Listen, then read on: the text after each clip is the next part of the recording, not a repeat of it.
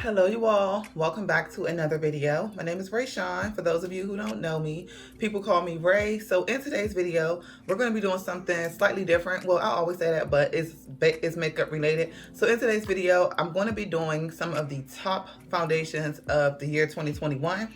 And I want to do my best, and then I want to do my least favorite foundations of 2021. So if you want to know what those are, make sure you keep on watching. If you are not subscribed to my channel, go ahead and do so now and click notification bell so that you will be notified when I upload a new video. Without further ado, let's go ahead and jump straight into it. So I'm going to be talking about some foundations that came out in 2021, but also some foundations that came out like towards the end of 2020. So I'm going to be giving you my favorites, and I'm going to be giving you my least favorites because there are some that I did not like. I'm going to start off with my favorites first.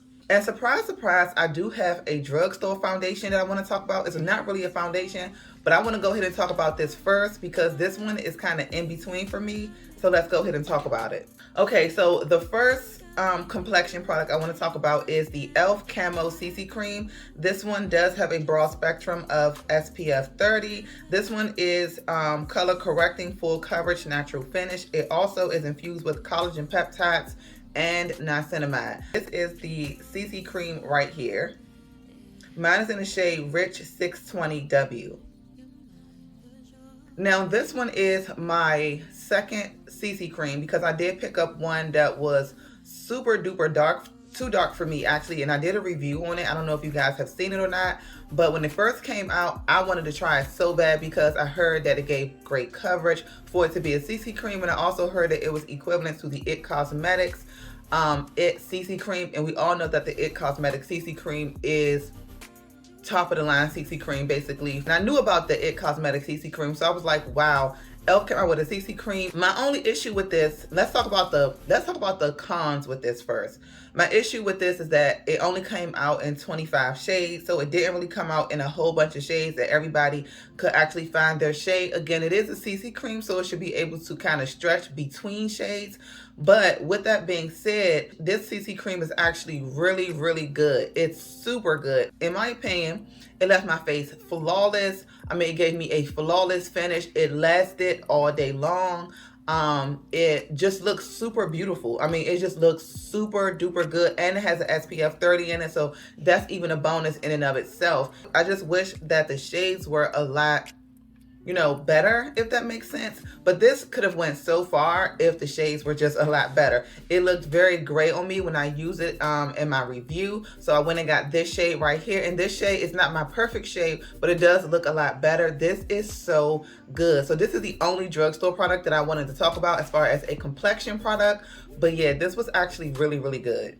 Next, I want to talk about another complexion product that was super hyped, and it was just, I could not wait to get my hands on it. It was sold out everywhere. All the girls was picking it up. Definitely like dark-skinned girls, everybody was picking it up. It was hyped over TikTok. And so, of course, if anything is hyped over TikTok, girl, you ain't gonna find it in the store. Okay, and I'm talking about the Kat Von D Good Apple Foundation Balm. So this is how it looks right here. Mine is in the shade Deep 82. This foundation was so hyped up. I think towards the end of year 2021 or the beginning of 2022. I can't remember exactly when it came out, but this is it right here. I just recently saw a girl review this foundation recently, and she got the wrong foundation. But she was like, she loved the coverage and the feel of this foundation so much. She was like, I cannot wait to go to Sephora. Like, she was like, I need to go to Sephora right now and go get me another shade because the formula of this is so creamy that you only need a little bit. Now, this is really good for, in my opinion, all skin types and skin tones. They came out with a bunch of shades, so I know that you're guaranteed to find your shade. This is so amazing. It's so good. It gives you full coverage. If you have acne prone skin, or if you have blemish kind of skin and spots all everywhere, whatever the case may be, this will cover it up.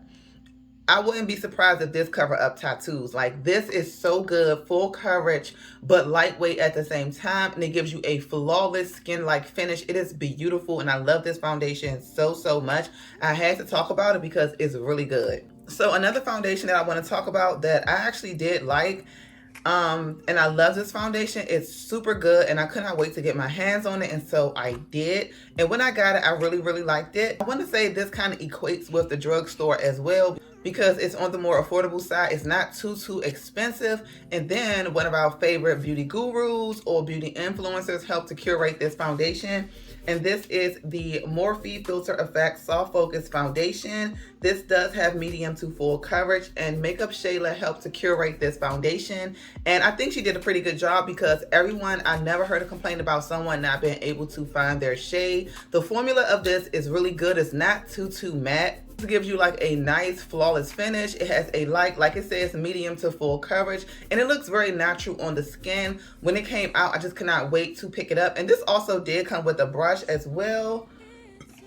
I think you was able to get, I want to say this is a brush. Yeah, so you were able to get this brush that came out with it as well. I don't know if you guys got it. I want to say I definitely paid for this separately. I don't know if they came as a set. I'm not quite sure. But this brush is really amazing. And you can put the foundation on with this brush right here. And really nice, lightweight coverage. Is not heavy on the skin at all, but this is a really good foundation. And if you all have not tried it, you definitely should. Don't sleep on it, because I do believe it's still out, and this is one of Morphe's like better. Okay, so Morphe does have a foundation. It's really full coverage, and I think it does give you a matte finish. So this one is more of a medium to full coverage, and it gives you more of a medium to full coverage, but it has a lightweight finish, so it doesn't look heavy on the skin, more skin-like, if I do say so myself.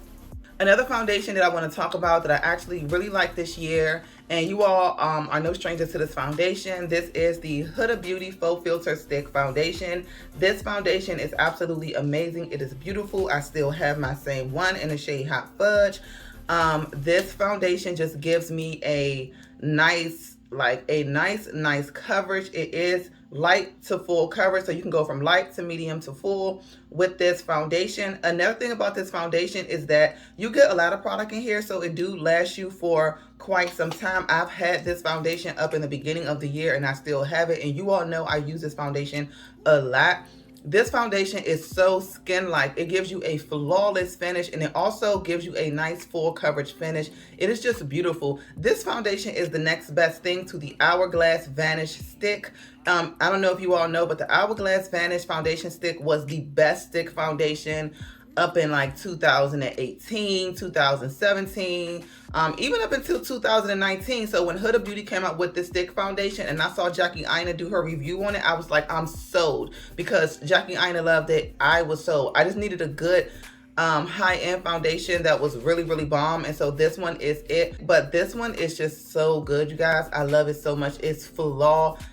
It leaves the skin looking so beautiful. It is flawless, like flawless. Okay, I saved the best for last, because this one is so good. I love this foundation. I love this brand. And this is the Charlotte Tilbury Airbrush Flawless Finish Foundation. Now, you guys, this foundation is so good. I love the packaging. It has this matte glass finish, and it has gold like hardware or gold packaging or whatever you want to call it, and it just gives it a nice luxe feel to it. And I like to look at this. When I turn around and I look at this, I'm like, this foundation was worth every penny. Not super expensive, which is a good thing, because this foundation is beautiful. It is the bomb. This foundation can go from light to full coverage, meaning it goes from light, medium to full, depending on how you put it on. When I say it gives you a flawless finish, it really does give you a flawless finish. You guys know I love this foundation so much.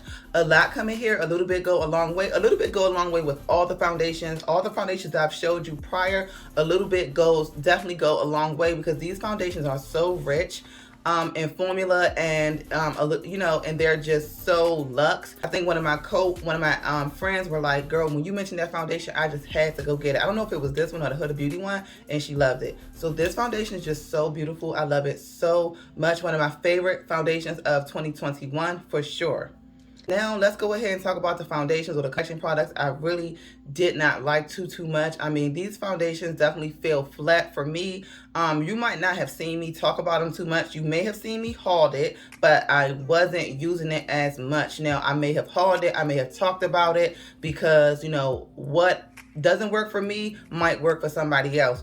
But in general, these foundations was a miss for me. So let's go ahead and talk about the first product that I absolutely Just did not like the formula at all, okay? Surprise, surprise, this is the Huda Beauty Faux Filter Luminous Matte Foundation. Now, I am shocked that I did not like this foundation formula as much. I'm a little confused as to why she came out and it's called Luminous Matte. It doesn't even make any sense for it to be called Luminous Matte, because it's either going to give you luminosity or it's going to make you matte. Like, I don't understand the foundation. Now, the formula is good, but the finish is weird. So I definitely was not feeling the formula really like that at all. So when I tried this, I was like, it's a no for me. So I literally only wore this foundation, I think 2 times since I bought it, and that's it.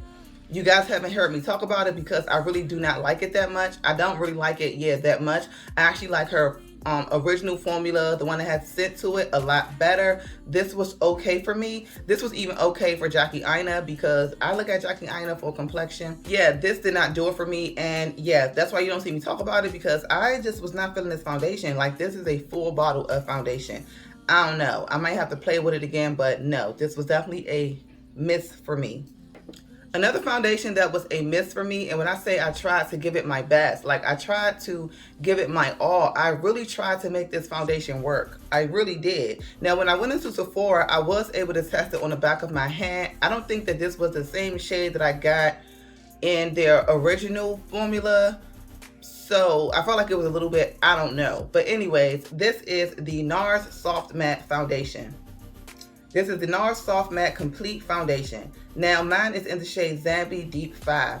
When I tried it on in Sephora, I was like, oh wow, this is my shade. It looks really, really good. But you know, Sephora lights, they're a little weird. So when I got home and tried it on, I was so excited to try. I actually watched other reviews on this foundation, and surprisingly, everybody wasn't too thrilled about this foundation. Like, not everyone was thrilled, but I needed to try it for myself. It was a new Nars foundation. I thought maybe this would be perfect. Now, this one is not the best, you know, complexion product from Nars. This might be the least, you know, favorite from Nars. But like I said, I gave it a try. It makes me look great. I look crazy.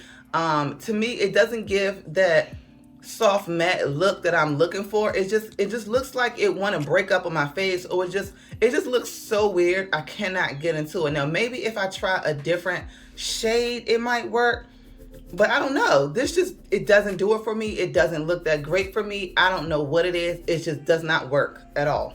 I think I want to stick to my Nars Radiant Creamy Foundation, because this is just so not it, you guys. And I hauled this, but I don't even know if you've all seen me really wear this on camera before, because I don't talk about it. I don't use it. It's not it. Like, it's so not it, you guys. Last but not least, a complexion product that I did try. I thought I was going to like it, but I really didn't like it. It just did not do it for me. And I was just kind of shocked, because I really wanted to work for me.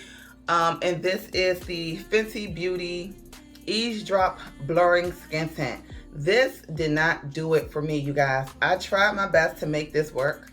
I thought it was going to work. I thought I was going to like it, but I don't like it. When I initially did a review on it, I did not like it. I did another review on it, I think, or I tried to use it again in another makeup tutorial, but I just wasn't, I mean, I think I did use it correctly the second time, but still it wasn't doing it for me. I felt like it kind of transfers, and then I also felt like it just was too light. I don't know what it is, you guys, but I don't like this like that at all. Again, you've heard me talk about it, because what might not work for me might work for you. So I didn't want to just, you know, not talk about it at all. But this was definitely a miss for me. It was such a miss for me. I can't do it. I don't want to do it. It's just not it.